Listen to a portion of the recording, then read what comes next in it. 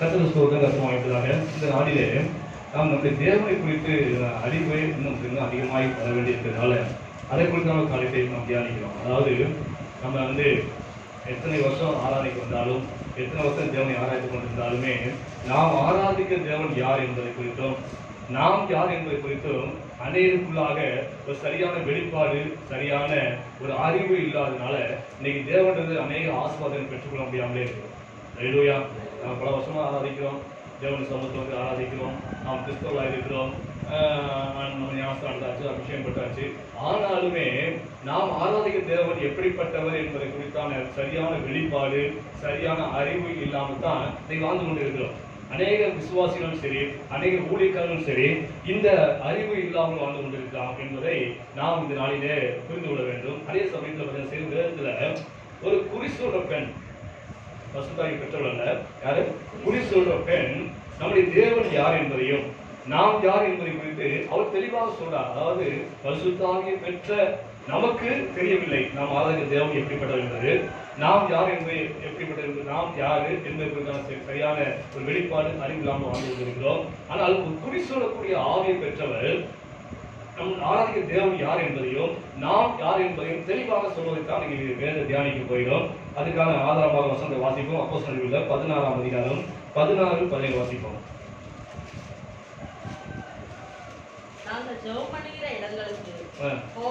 போகையில் குறி சொல்ல ஏவுகிற ஆவியை கொண்டிருந்த குறி சொல்லுகிறதினால் தன் எஜமான்களுக்கு மிகுந்த ஆதாயத்தை உண்டாக்கின ஒரு பெண் எதிர்பட்டால் அவள் பவுலையும் எங்களையும் பின்தொடர்ந்து வந்து இந்த மனுஷர் உன்னதமான தேவனுடைய ஊழியக்காரர்கள், ரட்சிப்பின் வழியை நமக்கு அறிவிக்கிறார்கள் என்று சொன்னார். அல்லேலூயா.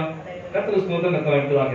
இதெல்லாம் கவனிச்சு பாருங்க. அந்த குறி சொல்ற பெண், குறி சொல்ற ஆவியை பெற்ற அந்த பெண் அந்த அப்போஸ்தலர் பவுலையும் சரி, அவர் கூட வந்த சீஷர்களை பார்த்து என்ன சொல்றா, இவர்கள் ஜீவனுள்ள தேவனை ஆராதிக்கிறவங்க, ஜீவனுள்ள தேவனுடைய ஊழியத்தை செய்யறவங்க, இவங்க தேவனுடைய ஊழியத்தை செய்யறவங்க என்ன சொன்னாலா? என்ன சொல்றாங்க? தேவனுடைய ஊழியக்காரர் சொல்றா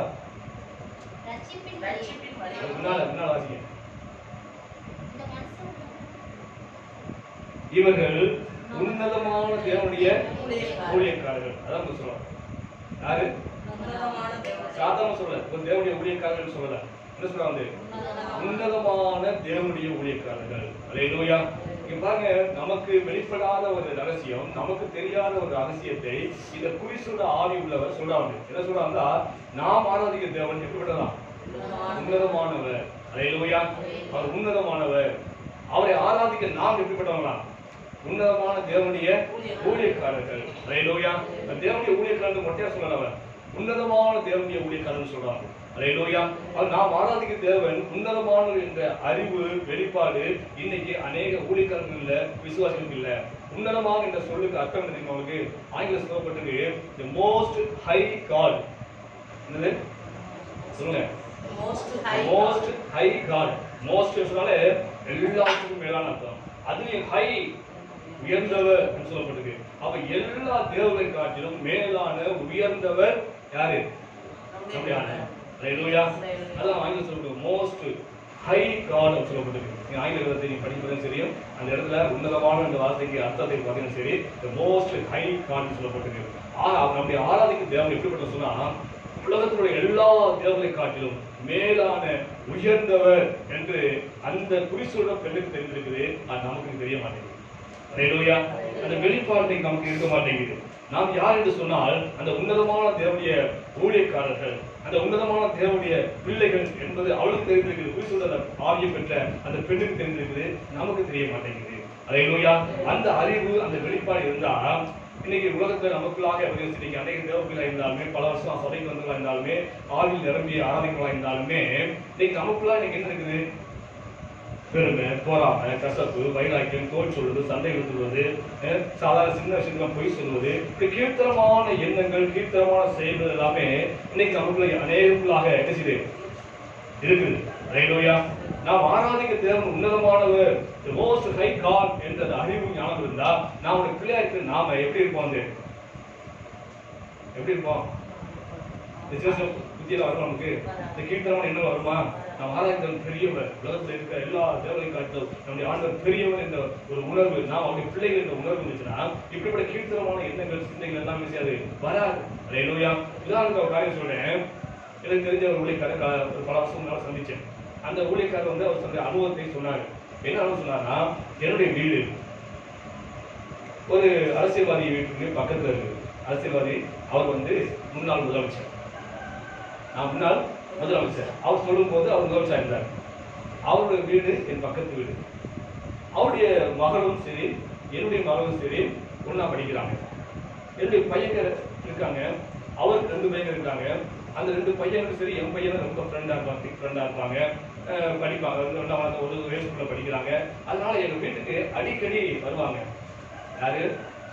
முன்னாள் முதலமைச்சருடைய, அன்னைக்கு முதலமைச்சர் அவரு, முன்னாள் முதலமைச்சருடைய அந்த பிள்ளைங்க ஒரு வீட்டுக்கு அடிக்கடி வருவாங்க. வந்து ஒன்றா உட்காந்து படிப்பாங்க, ஹோம்ஒர்க் எழுதுவாங்க. இந்த பசங்க 2 பேரும் பார்த்தீங்கன்னா சரி, அவங்களுடைய பசங்க 2 பேருமே என் பசங்களோட படிக்க அப்படின்னாலே அவங்க டீ டீ கடை இருக்குது, அங்கே உட்காந்துட்டு காலை டீ குடிச்சிட்டு அப்படியே பேப்பர் படிச்சுக்கிட்டு அவங்க ஒரு மணிக்கணக்காக உட்காந்து பேசிக்கிட்டே இருப்பாங்க, அடிச்சுட்டே இருப்பாங்க.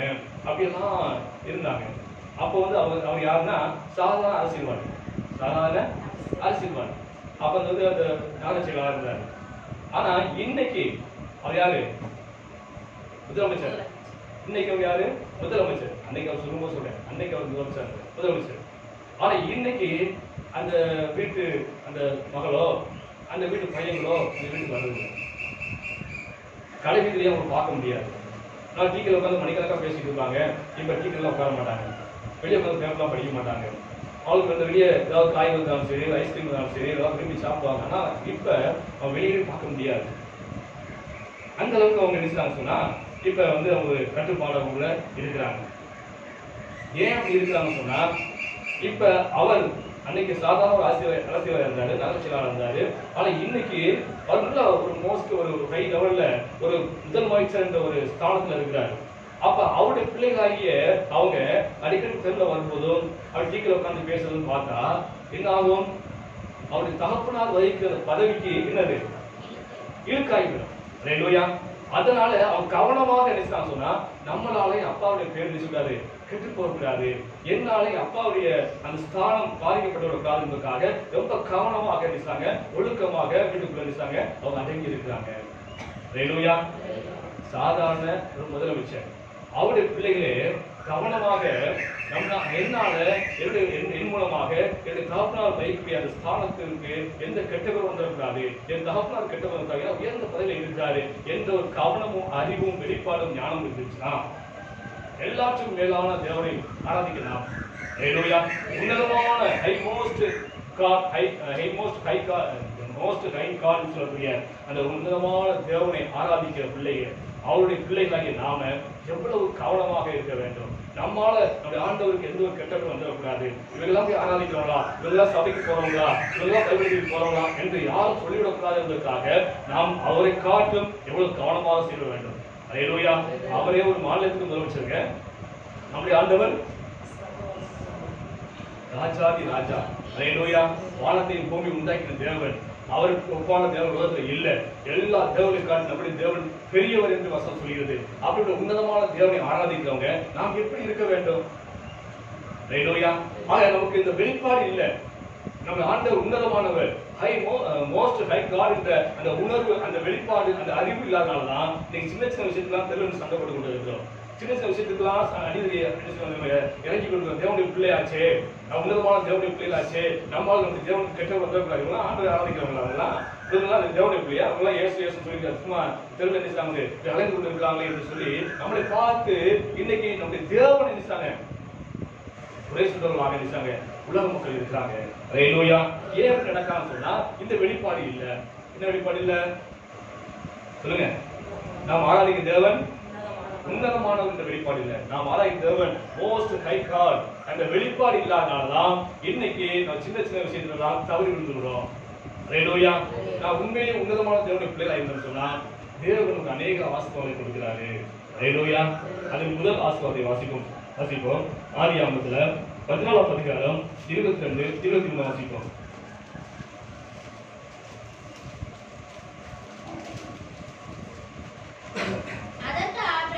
அதற்கு ஆபிரகாம் சோதோமின் ராஜாவை பார்த்து ஆபிரகாமே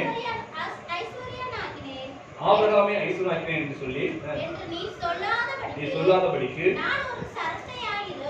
ஒரு சரட்டையாகிலும் பாதரட்சியின் வாராகிலும் உனக்கு உண்டான யாதொன்றையும் எடுத்துக்கொள்ளேன் என்று வார்த்தை பாருங்க. உன்னதமான தேவனாகிய கர்த்தருக்கு என் கையை உயர்த்துகிறேன். அல்லேலூயா. ஆபிரகாம் பாருங்க, அந்த சோதோம் குமார பட்டணத்தை கொள்ளையடிச்சு வராங்க. கொள்ளையடிச்சு வரும்போது அந்த ராஜாக்கள் என்ன சொன்னா, இந்த கொள்ளை பொருளெல்லாம் என்ன செய்ய நீ வச்சுக்கோ அப்படின்னு சொல்றாங்க. ஜனங்களுக்கு எனக்கு விட்டு இந்த பொருள் எல்லாம் நீ வச்சுக்கோன்னு சொல்லி ஏராளமான ஆஸ்திகள் எல்லாம் கொள்ளையடித்து போகலாம் பொருட்கள் எல்லாம் வந்து ஆபிரகாம்கிட்ட கொடுக்கும்போது ஆபிரகாம் சொல்றாரு, இது எனக்கு வேண்டாம். அல்லேலூயா. இந்த பொருள் கொள்ளையடித்த பொருள் எனக்கு வேண்டாம். நீ என்னை பிரியனாக்கினாய், நீ என்னை ஆசீர்வதித்தாய், உங்களால் ஆசீர்வதிக்கப்பட்டேன்னு சொல்லாதபடிக்கு உன்னதமான தேவன் நோக்கி கை வைத்தேன் ஏறுகிறேன். அல்லேலூயா. அப்புறம் என்ன அர்த்தம்? என் தேவைகளை உன்னதமான தேவன் சந்திப்பார். அல்லேலூயா. என் தேவனை உன்னதமான தேவன் சந்திப்பார். நீ சந்திக்க வேண்டியதில்லை, நீ கொடுக்க வேண்டியதில்லை என்று சொல்லி ஆபிரகாம் அந்த உன்னதமான தேவனை நோக்கி பார்த்தான்னு சொல்லி பார்க்கிறாங்க. அல்லேலூயா. நம்முடைய ஆண்டவர் உன்னதமானவர், மோஸ்ட் ஹை காட் சொல்லப்பட்டிருக்குது. அல்லேலூயா. ஒரு முதல் மகன் சிறிய காரியமானாலும் சரி பெரிய காரியமானாலும் சரி யார்கிட்ட உதவி போகலாம் சொல்லுங்க. ஒரு முதலமைச்சர் மகன் ஒரு சின்ன காரியம் சரி ஒரு பெரிய காரியம் சரி, ஐயா எனக்கு உதவி செய்யுங்க, இதை பார்த்து செய்யுங்க என்று சொல்லி யார்கிட்டயாவது போய் உதவி கேட்பானா? ஏனென்றால் அவன் தேவையெல்லாம் என்ன செய்யும்? சந்திக்கப்படும். ஏனென்றால் தாப்பினாரு ஒரு பெரிய பதவியில் இருக்கிறாரு. அவர் என்ன தேவையானாலும் சரி, சிறிய தேவையானாலும் சரி பெரிய தேவையானாலும் சரி எல்லாமே அவர் தகப்பனாரால் சந்திக்கப்பட முடியும். என்றால் அவர் உயர்ந்த பதவியில் இருக்கக்கூடியவர். அல்லேலூயா. அவரை காட்டும் பல ஆயிரம் மடங்கு பல கோடி மடங்கு உயர்வான ஸ்தானத்தில் வாழக்கூடிய நம்முடைய தேவன் அவருடைய பிள்ளைகளுடைய தேவைகளை சந்திக்காமல் இருப்பாரா? அல்லேலூயா. ஆக உன்னதமான தேவனுடைய பிள்ளைகளாக இருந்து சொன்னால் கண்டிப்பா அவர் தேவைகள் சந்திக்கப்படும். அல்லேலூயா. நம் தேவைகள் சிறிதானாலும் சரி பெரிதானாலும் சரி அதை கண்டிப்பாக தேவன் சந்திப்பாரு. ஆபிரகாம் வாக்கிய பாருங்க, இந்த ஐஸ்வர்யம் வந்துச்சு வேணாம்னு சொல்லிட்டாரு. ஆனால் அவர் தரித்திரமா இருந்தாரா? அவருடைய ஆஸ்திகள் அவருடைய சொத்து இணைஞ்சு பூமியை தாங்க முடியாத அளவுக்கு செய்து அவ்வளவு பெருகி போயிருந்தது. அல்லேலூயா. இது யாரால் வந்தது? தேவனால் வந்தது. அல்லேலூயா.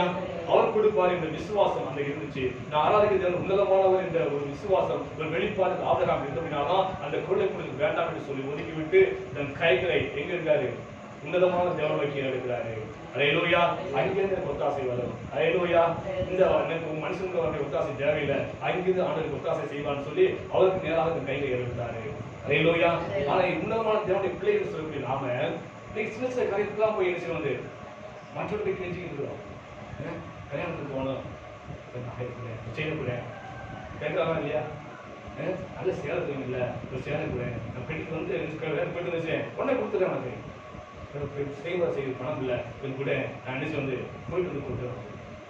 இப்படி சின்ன சின்ன காரியத்துக்கெல்லாம் போய் மற்றவங்க கையேந்தக்கூடிய நிலைமை இன்னைக்கு அனைவரும் இருக்குது. ஏன்னு சொன்னா நான் ஆராதிக்க தேவன் யார் என்ற வெளிப்பாடு ஒரு அறிவு இல்லை.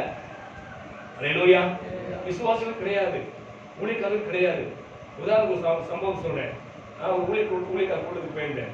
நானும் எனக்கு அவர் ஊழியக்காரர் அவரும் சேர்ந்து அந்த கூட்டத்துக்கு போயிருந்தோம். கொஞ்சம் ரொம்ப தூரம் போக வேண்டியதால கொஞ்சம் லேட் ஆகி போச்சு. அந்த பாடல் ஆரம்பிச்சிட்டாங்க. நாங்கள் 2 பேரும் போயிட்டு இருக்கிறோம். எனக்கு பின்னால் ஒரு ஊழியக்காரர் வந்தாரு. அப்போ நாங்கள் அந்த முன்னாள் வந்து ரிஜிஸ்டர் வந்து கையில் போட்டுட்டு பேர்லாம் எழுதி கையில் போட்டுட்டு பேப்பர் கொடுப்பாங்க, பேனா கொடுப்பாங்க. அதை வாங்கிட்டு உள்ளே போவோம், இந்த ஊழியர் கொடுத்து கடந்து போக வேண்டும். அப்படியாக நான் உள்ளே போகும்போது அந்த இடத்துல அந்த டேபிளில் உட்காந்து எழுதியிருந்த அந்த பாஸ்டர் பாஸ்டர் கையில் போட்டு இந்த பேப்பர் பேனா எடுத்துட்டு போக மாட்டேன், நான் உள்ளே போய் கொடுத்த ஒழுங்கு குறையாம சொல்லிட்டு போயிட்டாரு. அப்படி நாங்கள் அந்த என்னுடைய நண்பர் இருந்தாரு, கையில் போட்டாரு, பேப்பர் எடுத்தாரு, ஒரு பேனா எடுத்தாரு, அது உள்ளே போயிட்டாரு. நான் 2வது கையில் போட்டு நானும் பேனா எடுத்து பேப்பர் எடுத்துருக்கேன். 3வது பின்னால் வந்த ஊழியக்காரன் சார்னா பேனா எடுத்தாரு, கையில் போட்டார், பேப்பர் எடுத்தாரு. அப்புறம் இப்படி பார்த்தாரு, ஒரு கொத்தா பேனா அப்புறம் அள்ளி பேக்கில் போட்டாரு. நான் ஊழியக்கார குறை சொல்றதுதான் சொல்லல. இந்த 2 ரூபா பேனாவை உங்க ஆண்டு சந்திக்க மாட்டாரா? ஒரு 2 ரூபா பேனாவோட மதிப்பு 2 ரூபா தான். அந்த 2 ரூபா பேனாவை நீ ஆராதிக்க தேவன், அது சர்வமுள்ள தேவன், வானத்தையும் பூமி உண்டாக்குன தேவன், அது உன்னதமானவர், மோஸ்ட் ஹை காட் என்று சொல்லப்பட்டிருக்குது. அப்படிப்பட்ட தேவனுடைய ஊழியத்தை செய்யற உனக்கு இந்த 2 ரூபா பேனாவை ஆண்டு சந்திக்க மாட்டாரா? நான் ஊழியக்கார குறை சொல்றதுக்காக சொல்லல, மன வேதனையாக சொல்றேன். அறிவு இல்லை, அந்த வெளிப்பாடு இல்லை. அதனால நடந்து கொள்றாங்க, கீழ்த்தரமான இந்த காரியங்களை செய்யறாங்க. ஹல்லேலூயா. உதாரணத்துக்கு பாத்தீங்கன்னா சரி, இந்த மைசூர்ல வந்து பாத்தீங்கன்னா வருஷம் வருஷம் தசரா பண்டிகை கொண்டாடுவாங்க. தசரா கேள்விப்பட்ட டிவில பார்த்துருப்பீங்க. அந்த தசரா பண்டிகையில அந்த அரண்மனையுடைய யானை, பட்டத்து யானை இன்னும் அந்த அரண்மனை இருக்குது, அந்த ராஜா வம்சம் இருக்கிற செய்யுது. அந்த யானையை நல்லா குளிப்பாட்டி அலங்கரிச்சு அதுக்கு போட வேண்டிய அந்த பட்டை கிட்டெல்லாம் போட்டு நல்லா அடிப்பாங்க. அது முதுகுல நல்லா விலையுந்த வஸ்திரம் போட்டிருப்பாங்க, பார்த்துருப்பீங்க. விலையுந்த வஸ்திரம் போட்டிருப்பீங்க, காட்டுப்பாங்க. அதே போல நெத்தியில வரையும் சரி, அதுக்கு ஒரு வஸ்திரம் தனியா இருக்குது, அதுக்கு ஆபரணங்கள் இருக்குது, நிறைய ஆபரணங்களா இருக்குது, தங்க ஆபரணங்களா இருக்குது. அதையெல்லாம் அதுக்கு போட்டு ஜோடிச்சு அது மேல ஒரு விக்கிரத்தை வைத்து அதை ஒரு ஐயர் அதை பிடிச்சிட்டு வருவாரு. அதை பார்ப்பதற்கு திரளான ஜனங்கள் கூடியிருப்பாங்க. தசரா பண்டிகை பெரிய பெரிய ஆட்கள்லாம் கூடியிருப்பாங்க, மந்திரிகள்லாம் கூடியிருப்பாங்க, பெரிய ஆட்கள்லாம் வந்து கூடியிருப்பாங்க. அப்படி எல்லாம் கூடி அதை யானையை பயபக்தியோடு பார்ப்பாங்க, அது மேல விக்கிரத்தை பயபக்தியோடு பார்ப்பாங்க. ஆனா அது யானை என்ன செய்யுமா, அப்படியே வந்து துண்டிக்கிற விஷயம், இப்படியே ஆட்டிக்கிட்டு வீட்டுக்கு வாழப்பழம் கிடைக்குதா, வீட்டு தோல் கிடைக்குதான்னு சொல்லி விஷயம், தோலை கிடைக்கிட்டு வரும், வீட்டு வாழைப்பழம் கொடுத்தா அதை வாங்கிட்டு வரும், வீட்டுக்கு விஷயம் வந்து கை நீட்டிக்கிட்டு வேணா வாழைப்பழம் கொடுத்தா தேங்காய் கொடுத்தா விஷயம், அதை வாங்கி வாங்கி விஷயம் போட்டுக்கிட்டே வரும். ஆனா அந்த யானையை பார்க்கறவங்க இருப்பாங்க, பக்தியோடு பார்க்கறாங்க. அது மாதிரி கையில வேலை வச்சா அது பெரிய ஆசை நினைக்கிறாங்க. ஆனா இந்த யானை எப்படி இருக்குது, என்ன கிடக்கு கீழே நினைச்சுட்டு பாதிட்டே தான் வருது. ஹல்லேலூயா. அது போல நாம் சுமந்திருக்கிற தேவன் எப்படிப்பட்டவர் என்பது உணர்வு இல்லாமல் நாம் என்ன செய்ய கீர்த்தனமான காரியங்கள் வந்து செய்து கொண்டிருக்கிறோம். ஹல்லேலூயா. நீங்க அநேக ஊழியக்காரர்கள் பத்தியும் சரி, அநேக ஊழியர்கள் சபை கிடையாது, ஆனாலும் பாத்தீங்கன்னா யார் ஊழியர்களை குறை சொல்லணும்னு நினைக்காதீங்க. இதெல்லாம் மன வேதனால வரக்கூடிய காரியங்கள். பாத்தீங்கன்னா சரி, அநேக ஊழியர்கள் சபையும் சரி, அவங்க சபை கிடையாது, ஒண்ணு கிடையாது, ஊரெல்லாம் தெரிய வேண்டியது, எங்கெல்லாம் கிறிஸ்தவ வசனம் போடு இருக்கிற வீட்டுக்கு நுழைய வேண்டியது. ஆண்டு அனுப்பிச்சாரு, உங்க ஜெபம் அப்படி சொன்னாரு, நான் ஜெபம் பண்ணேன், காணிக்க கொடுங்க அப்படின்னு சொல்லி இப்படி வீடுகளா காணிக்க வாங்கி கொண்டு அலையில கூட்டங்கள் ஏராளம் இருக்குன்னு நான் பாக்குறேன். அப்ப அவங்க என்ன இல்ல என் தேவையை என் ஆண்டவர் சந்திப்பாரு, நான் ஆராதிக்கிற தேவன் உன்னதமான தேவன், அவர் ஐஸ்வர்ய சம்பனர் என்ற உணர்வு இல்லாமல் அந்த தேவனுக்கு நேரா கையில தேடுக்காதபடிக்கு மனுஷங்க கையில ஏற்றி கொண்டிருக்கிறாங்க. ஹல்லேலூயா. எவ்வளவு வெட்கக்கேடான ஒரு காரியம் பாருங்க. தேவனுக்கு வெட்கக்கேடான ஒரு வெட்கத்தை உண்டாகக்கூடிய ஒரு காரியம். நம் மூலமா தேவன் வெட்கப்பட வேண்டிய சூழ்நிலை. ஹல்லேலூயா. உன்னதமான தேவனை நாம் ஆராதிக்கலாம் என்றாலுமே அந்த உன்னதமான தேவன் என்று அறிந்து கொள்ளாமல், அது உன்னதமான தேவன் என்ற வெளிப்பாடு இல்லாமல் இன்னைக்கு எல்லாரும் கையேந்தி கொண்டிருக்கிறாங்க. இன்னைக்கு ஆபீஸ்ல வேலை செய்யறவங்க பார்த்தீங்கன்னா சரி, அங்க ஆபீஸ்ல பேப்பர், கார்பன் பேப்பர், பென்சில் எல்லாத்தையும் வீட்டு கொண்டு வருவாங்க.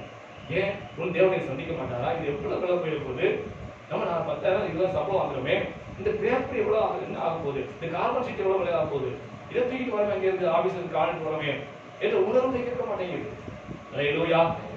உலக மனுஷன் செய்யலாம், ஆனா தேவனுடைய பிள்ளையாகி உன்னதமான தேவனுடைய பிள்ளையாகி நாம செய்யக்கூடாது. ஹல்லேலூயா. அது செகண்ட் கிளாஸ் சொன்னேன், எனக்கு ஒத்தாசை வருவது நேராக என் கரங்களை வானத்தை பூமி உண்டாக்கி தேவனுக்கு இருக்கிற விஷயம் ஒத்தாசை வருவது ஆவின்னு சொன்னாங்க. ஹல்லேலூயா. மனுஷன் நோக்கி பார்க்கல, அவங்க வெளிப்பாடு இருந்துச்சு, என் ஆண்டவர் உன்னதமானவர் என்ற வெளிப்பாடு இருந்தபடினால்தான் அவர் உன்னதமான தேவன் நோக்கி பார்த்தாங்க.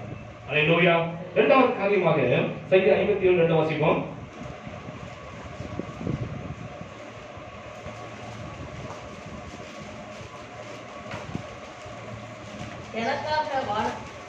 எனக்காக யாவையும் செய்து முடிக்க போகிற தேவனாகிய உன்னதமான தேவனை நோக்கி கூப்பிடுவேன். ஹல்லேலூயா. அப்படி உன்னதமான தேவன் என்ற வெளிப்பாடு இருந்துச்சுன்னா ஆண்டவர் நம் ஜெபத்தை கேட்கிறவர். ஹல்லேலூயா. ஜெபத்தை கேட்கிற மட்டும் இல்ல, ஜெபத்துக்கு பதில் தருகிறவர். அந்த சங்கீதம் 57:57 மேலோட வாசிய தலைவர் தாவீது சவுலுக்கு தப்பி ஓடி கெபியில் ஒதுங்குகையில் தனக்கு நஷ்டம் நேரிடாதபடிக்கு வாத்தியத்தில் வாசிக்கப்பட்ட தாவீது பாடி எப்ப பாடினாரு?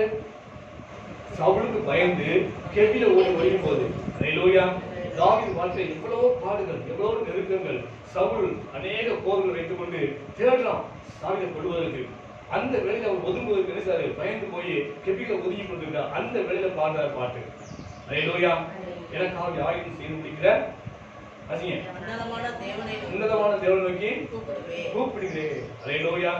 யாரை மனுஷனுக்கு உதவி கூப்பிடல அவரு, யாரை மனுஷனை என்ன செய்யாரு, எனக்கு ஆபத்து நெருங்கி கொண்டிருக்குது, சவுலை விரட்டி கொண்டு வரான், நீங்களா உதவிக்கு வாங்க என்று எந்த மனுஷன் கூட கூப்பிடுறாரு. அவருக்கு ஒரு நெருக்கம் வரும்போது, அவர் பிரச்சனை வரும்போது, ஒரு போராட்டம் வரும்போது நினைச்சாரு, உன்னதமான தேவனை கூப்பிட்டாரு. ஹல்லேலூயா. அவருக்கு வெளிப்பாடு இருந்தது, மனுஷனுக்கு உதவி விருதா, உன்னதமான தேவனை நோக்கி கூப்பிடுவோம், அவர் நமக்கு ஒத்தாசை செய்வாரு, அவருக்கு உதவி செய்வாரு, அவன் ஜெபத்தை கேட்கிற தேவன், அவன் ஜெபத்துக்கு பதில் தேவன் என்ற வெளிப்பாடு இருந்தபடினாலே அவர் எந்த ஒரு மனிதனையும் கூப்பிடவில்லை, தேவனை நோக்கி கூப்பிட்டாரு. ஹல்லேலூயா. அவன் உன்னதமான தேவன், ஜெபத்துக்கு பதில் கொடுக்கிற தேவன். வாசிப்போம் சங்கீதம் 65 2 வாசிப்போம்.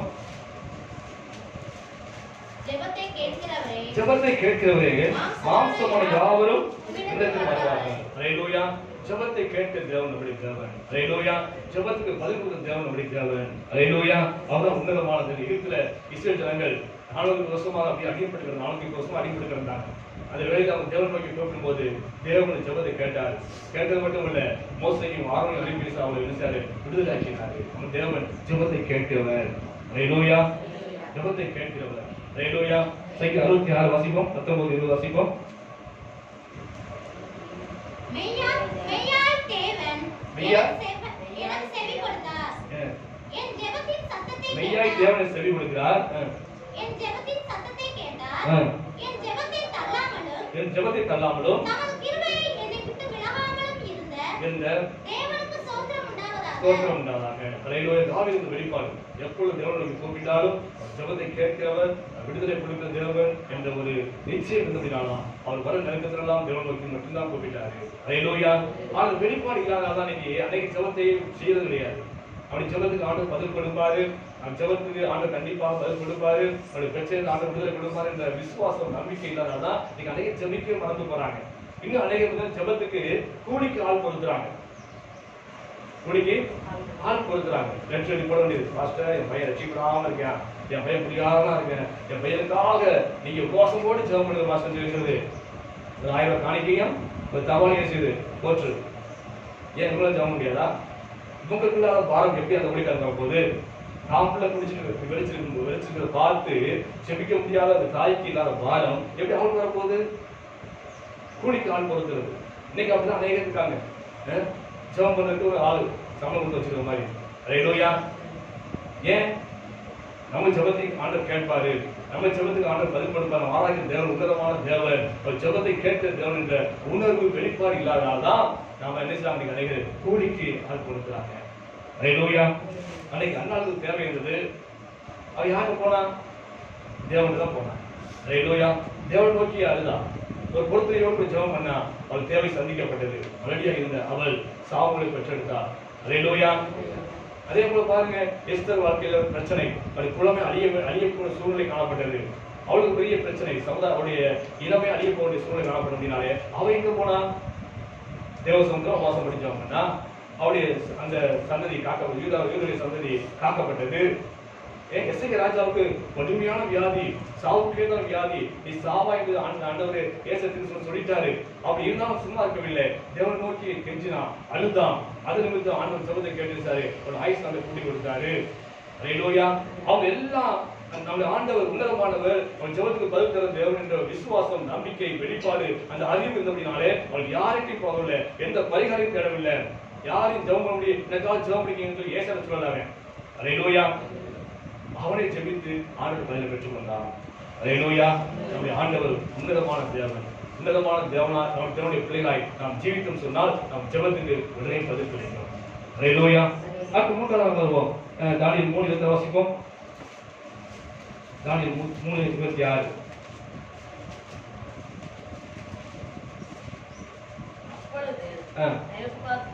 நேபுகாத்நேச்சர்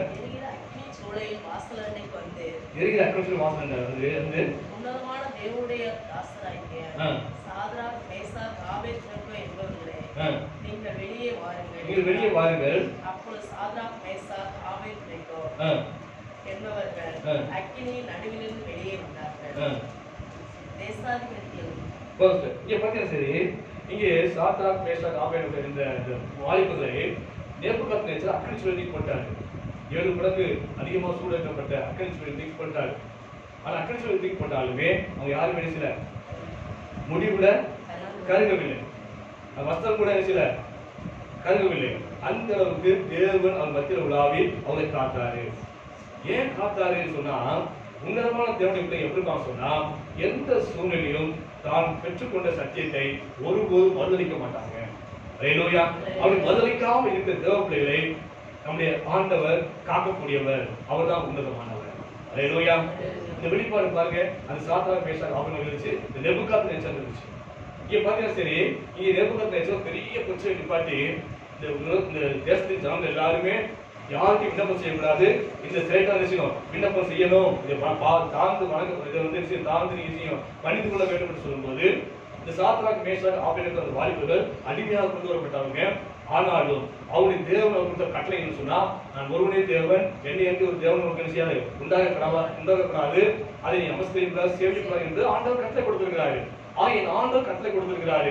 என் ஆண்டவர் எனக்கு 10 கட்டளை முதலாவது கட்டளை கொடுத்திருக்கிறாரு. அந்த கட்டளை நான் ஒருபோதும் மீற மாட்டேன். நீ என்ன சொன்னாலும் சரி, என்னை கொண்டு விட்டாலும் சரி, நான் ஒருபோதும் அந்த சிலையை வணங்க மாட்டேன்னு சொல்லி அந்த சாத்ராக் மேஷாக் ஆபேத்நேகோ வாலிபர்கள் வைராக்கியம் பண்ணாங்க. ஹல்லேலூயா. உன்னதமான தேவனுடைய பிள்ளைங்க அப்படித்தான் வைராக்கியம் இருப்பாங்க. அப்படி வைராக்கியம் நிற்கும் போது உன்னதமான சும்மா இருக்க மாட்டாரு. அந்த சூழ்நிலை அவர் நினைச்சாரு, காப்பாற்றினாரு. ஹல்லேலூயா. தன் ஜீவனை போனாலும் சரி, ஒருபோதும் நான் பெற்றோட சத்தியத்தை விட்டு ஒருபோதும் வழி விலக மாட்டாங்க. யாரு? உன்னதமான தேவனுடைய பிள்ளைங்க. ஹல்லேலூயா. அப்படி இருக்கும்போது அந்த உன்னதமான தேவனை சும்மா இருக்க மாட்டாரு. அவர் எல்லா இக்கட்டுக்கும் நினைச்சாரு, காத்து விலக்கி காப்பாரு. ஹல்லேலூயா.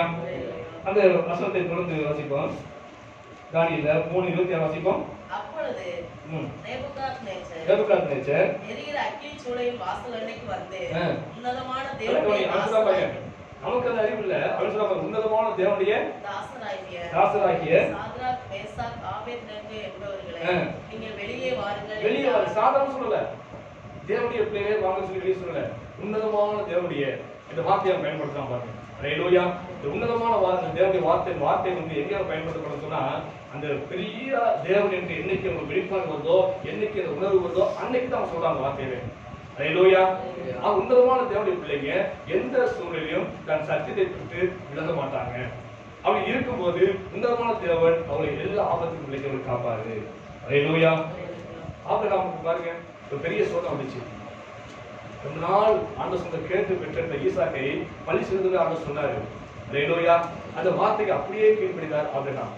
நான் பெற்ற சத்தியம், நான் பெற்ற அந்த விசுவாசத்தை அவர் ஒரு நாள் விட்டு விலகவே இல்லை, அப்படியே கீழ்ப்படிந்தாரு. ஆண்டவர் விட்டாரா? கடைசி இருந்துச்சாரு.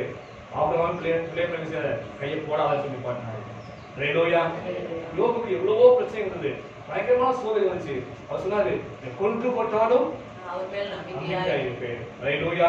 உயிரே போனாலும் சரி, நான் பெற்ற சத்தியத்தை, நான் கொண்ட விசுவாசத்தை ஒரு நாள் மறுதளிக்க மாட்டேன்னு சொல்லி அந்த தேவ பிள்ளைகள், உன்னதமான தேவனுடைய பிள்ளைகள் வைராக்கியமா இருந்தாங்க.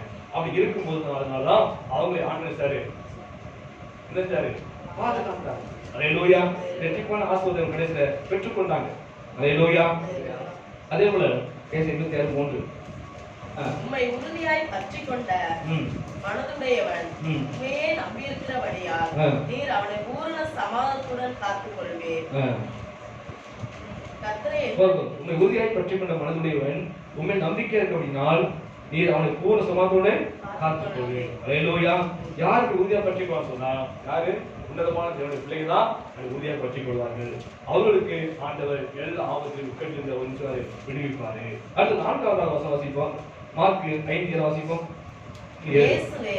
உன்னதமான தேவனுடைய குமாரனே, எனக்கும் உமக்கும் என்ன, என்னை வேதனைப்படுத்தாதபடிக்கு தேவன் பெயரில் உமக்கு ஆணை.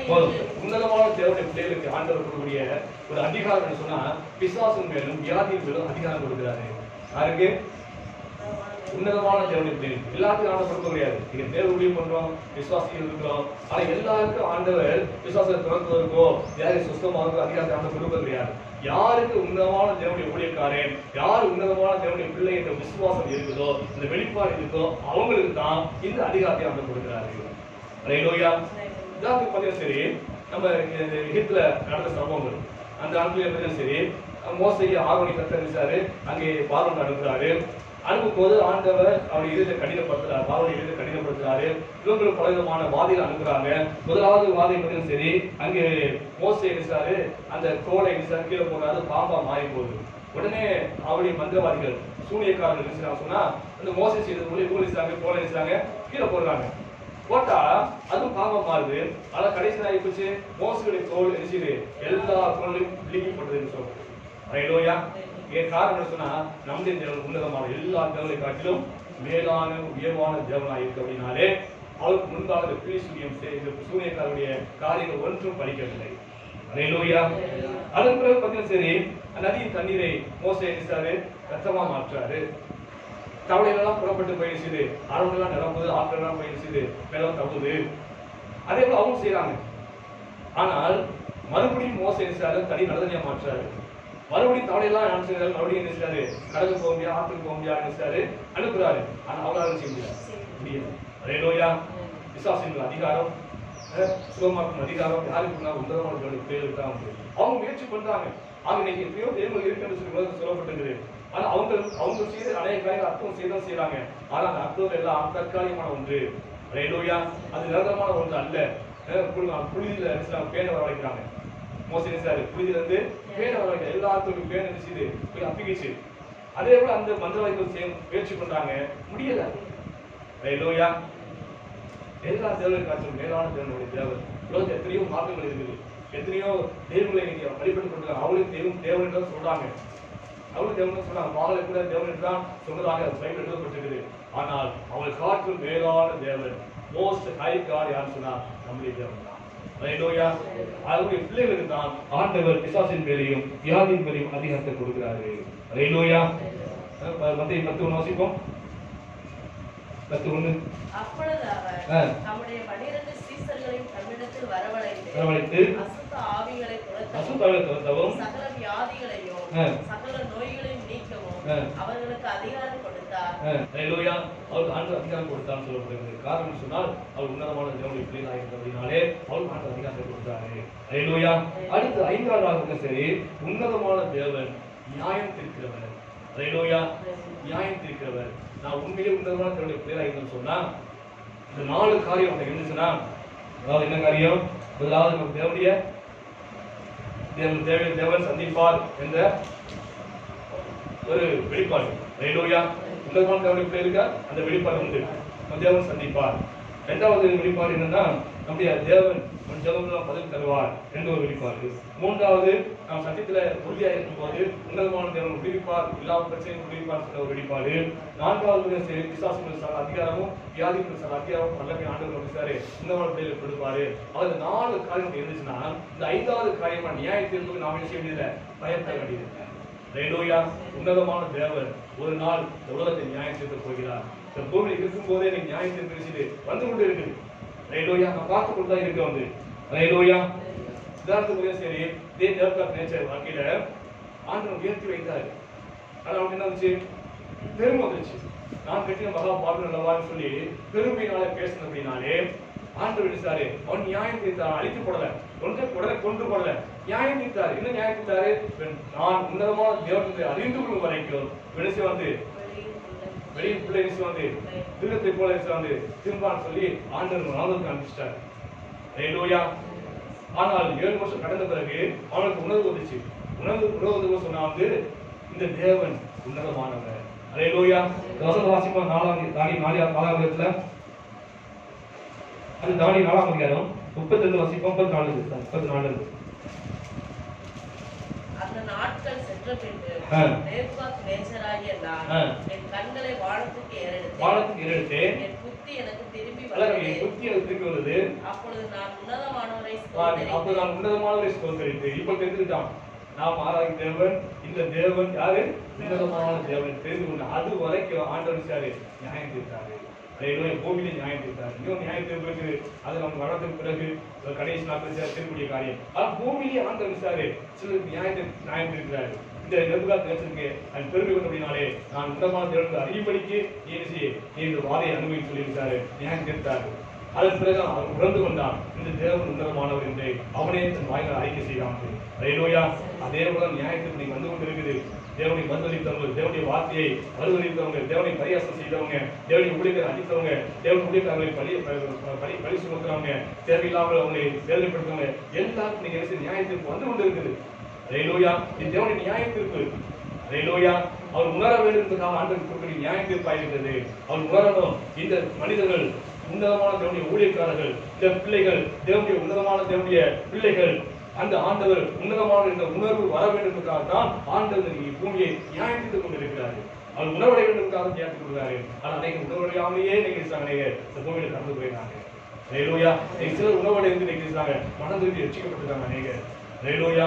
நாம் கண்கள் முன்னால் பார்த்து கொண்டிருக்கிறோம், நியாயத்தை பார்த்து கொண்டிருக்கிறோம். இன்னைக்கு வரக்கூடிய கொள்ளைகள், இன்னைக்கு வரக்கூடிய இப்படிப்பட்ட காரியங்கள் எல்லாமே தேவனுடைய நியாயத்திற்கு தான். ஹல்லேலூயா. ஆண்டு பேருக்கு சொல்லப்பட்ட நியாயத்திற்கு நடந்து கொண்டிருக்கிறது. ஆக நாம் உண்மையை தேவனுடைய பிள்ளைகளாக, உன்னதமான தேவனுடைய பிள்ளைகளாக, உன்னதமான தேவனுடைய ஊழியர்களாக இருந்தோம் சொன்னா இந்த நியாயத்திற்கு நாம் பயப்பட அவசியமே இல்லை. ஹல்லேலூயா. ஆக இந்த நாட்களில் நாம் சத்தியத்தை அறிந்து கொள்ள வேண்டும். நாம் ஆராதிக்கும் தேவன் சாதாரண தேவன் அல்ல.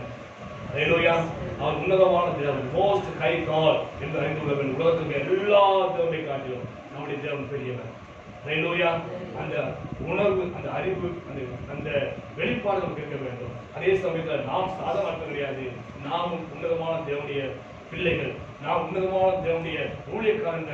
அந்த வெளிப்பாடு நமக்கு இருந்துச்சுன்னா உண்மையிலேயே இந்த வாழ்க்கையில் பெரிதான ஆசிரியத்தை பெற்றுக்கொள்ள முடியும். தேவனுக்கு இன்னும் பற்றி அதிகமாக செல்லக்கூடிய சுவாக்கிய தேவன் தருவார். நாம் தேவன்